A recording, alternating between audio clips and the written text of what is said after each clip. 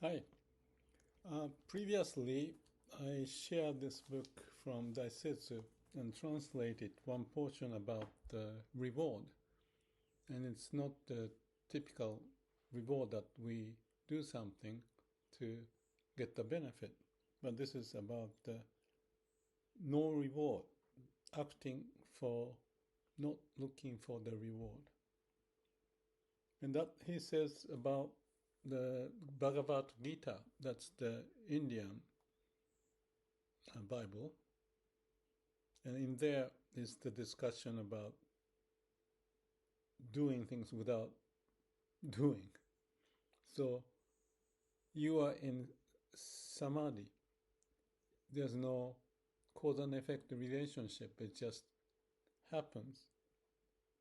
And he's pointing that if we have expressed the desire of the universe, let's say, then we'll forget ourselves. So no mind, no self. And that's how we find the alignment of the way of nature.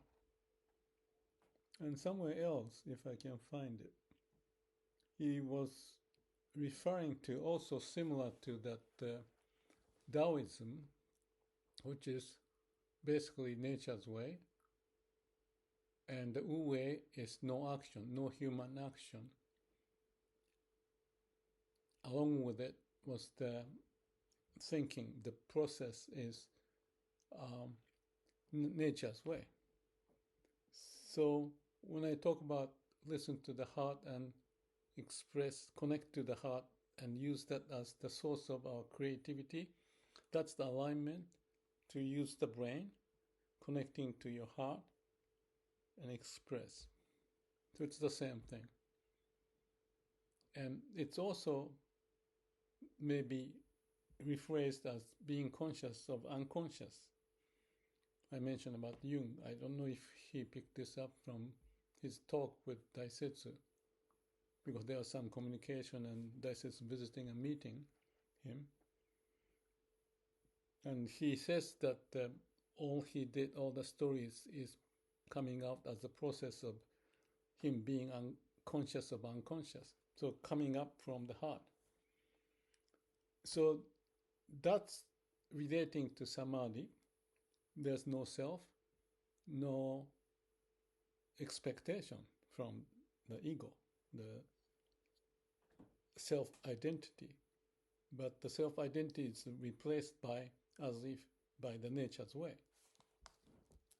So that's the listening to your heart and finding that the laws of nature being the driving force of us, and we become one with that, with the aligned situation to do whatever. And in this book I shared previously, I talked about the example of a sculptor doing things to develop the sculpture, and he forget himself when he finished.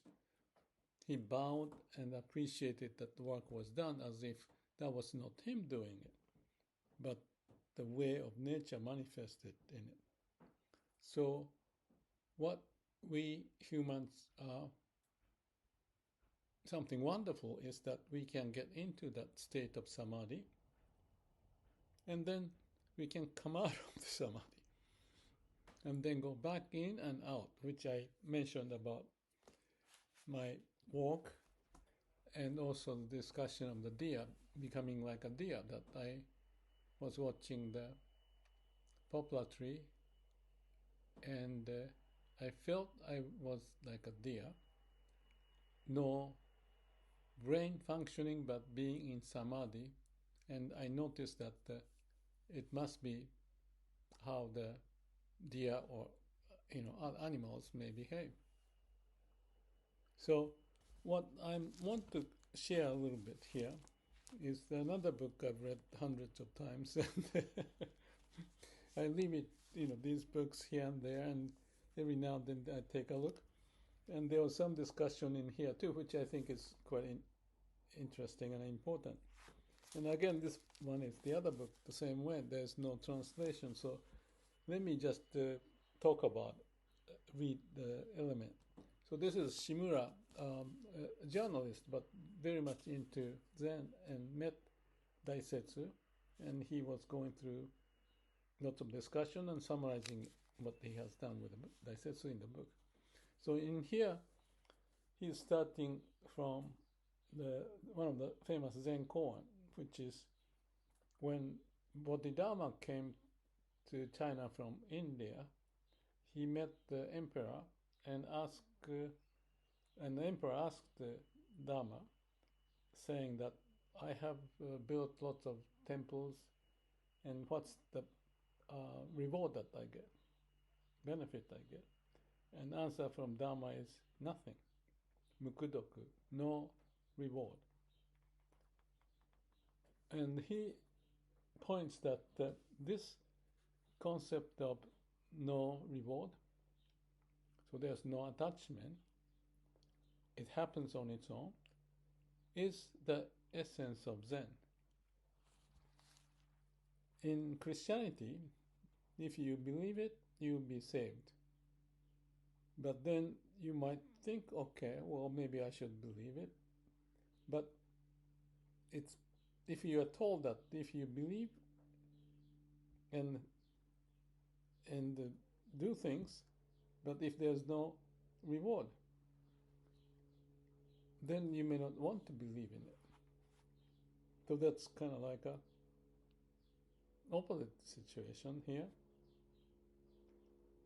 So what I point is that instead of us using the brain and use that as the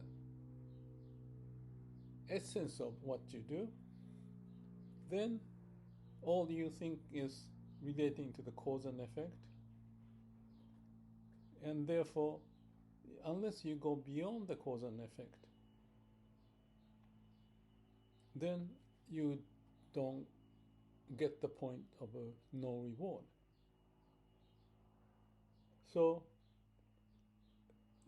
nobody wants to do, maybe not nobody, but if you were to look for Satori or enlightenment, and how can you do the training or meditation and so forth if you don't look for it?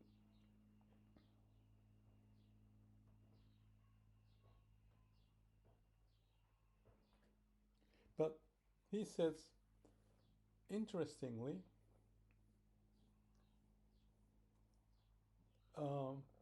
we have that way to go beyond the cause and effect process by itself in us, maybe set as the Buddha nature that we have that in ourselves. So what's the power that comes out from that? And he said, when you are getting to the point of nothing can be done, you may find that power. So Daisetz mentioned to Shimura this way, that if you see the kids drowning, then we go and help. This is natural as human. Nobody is doing it for the sake of someone giving you, wonderful prize or anything, or reward. It's beyond that. So he says whether the person is criminal or not, or saint-like or not, it's beyond such feeling. So even when the guys who may steal things and do wrong thing, put the fire into the mountain, and even killing someone, but there are cases of those people when they see kids drowning, then go and help. There are many of them. So in such situation, then we'll realize that it's not something that you think this or that. It becomes natural on its own. So there is some force happening, not because there's cause and effect relationship, or not because someone's telling what to do. There's something that comes up that you want to do within yourself. And that natural movement, the motivation or act that we have, this is the most important. That's what Daisetz says. So if we understand how we move is the nature's way within us, then there are two different aspects of it. So one is the brain-based cause and effect logic, and then you choose the ones that is suited for you. The other one is you go beyond the cause and effect relationship, naturally going beyond that. So even if you have some idea that is supposed to be done, but because of this strong urge from inside of you, that's what it is. So one is limited, dualistic. The other one is more infinite, not limited, and truly yourself comes out naturally. So those two are the nature of being human.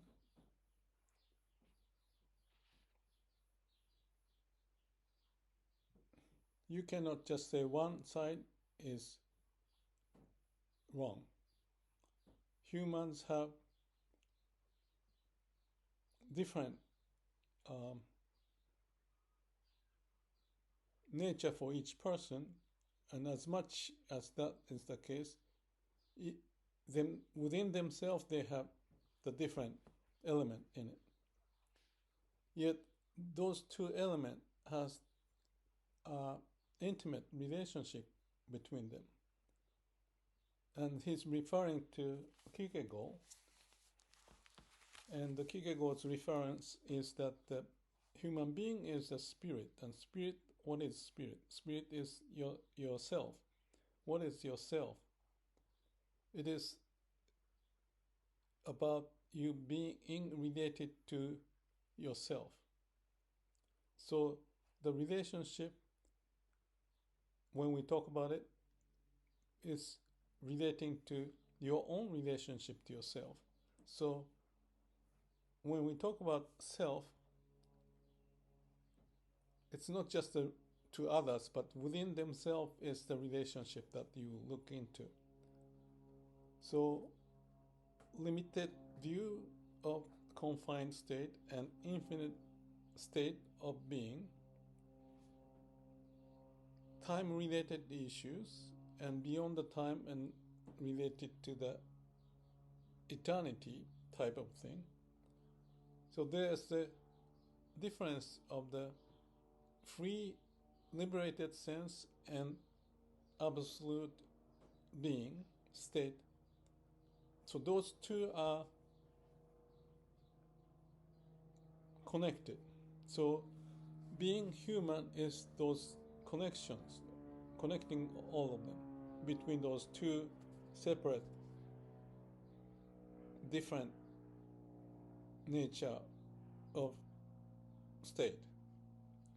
So in this state of discontinuity, if you want to call that, because they are so different, we all go endlessly in trouble, suffers delusion, and we suffer ourselves.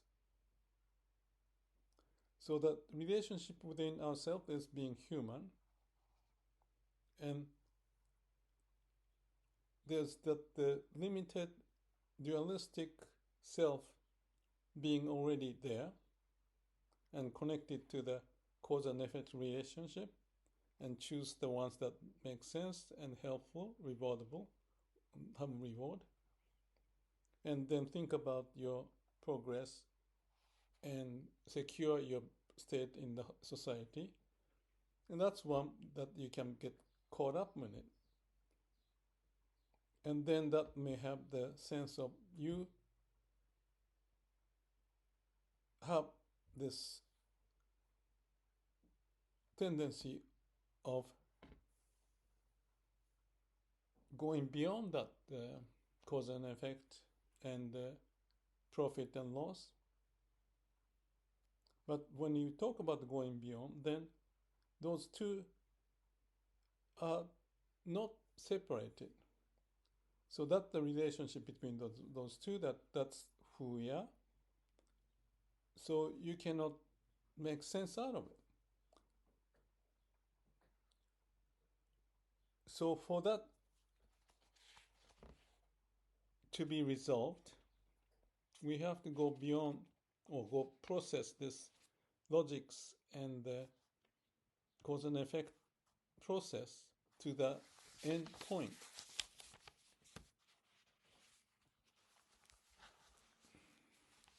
So when you get to the point at the end of this cause and effect relationship, you do this idea for what purpose and what purpose and how you do it, and then what is the next purpose, and all the way to the top of the purpose. Then at the end, there's no way to go beyond that ultimate level to become for the next level of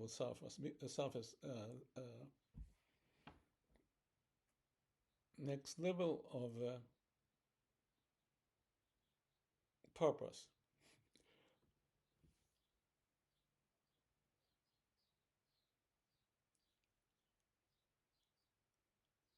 So at this moment, then it is for no use, because you cannot go any further. You do it for the sake of doing. And Daisetz was saying, so if that happens, then if you keep looking for the ultimate purpose, then it may end up in doing things which may not look meaningful. Because if you look for something it's meaningful, that's not the end, the ultimate. And the problem of being human is that we are always looking at the means for something and continue doing it. That's the point. So that's the story about the conversation Shimura had Daisetz. So that's relating to the purpose of no purpose and reward of no reward at the ultimate level. And that is resolved in the sense of someone doing things for the sake of doing without any reason of doing as the purpose. So you live like that.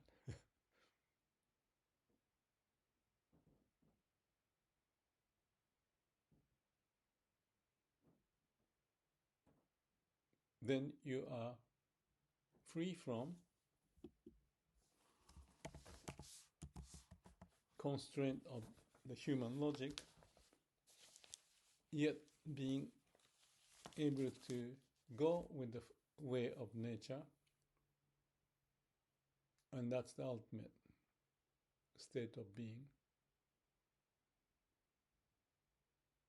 Be mindful of unconscious and find a way to live without looking for reward, and do for the sake of doing. Nothing else. Be in the act. That's what they're saying. The act of Zen or ultimate sincerity is just to do, not considering the end result. Sorry, my long, difficult translation. But for the sake of us to know how to get out of this dualistic good and bad, and cause and effect relationship, to be at peace with the way of the universe and live in the society may look like you don't get it because it's not following the logic of cause and effect, but doing things for the sake of doing. So you are in the now, in the samadhi, and with that connecting to the root, it's the way to live.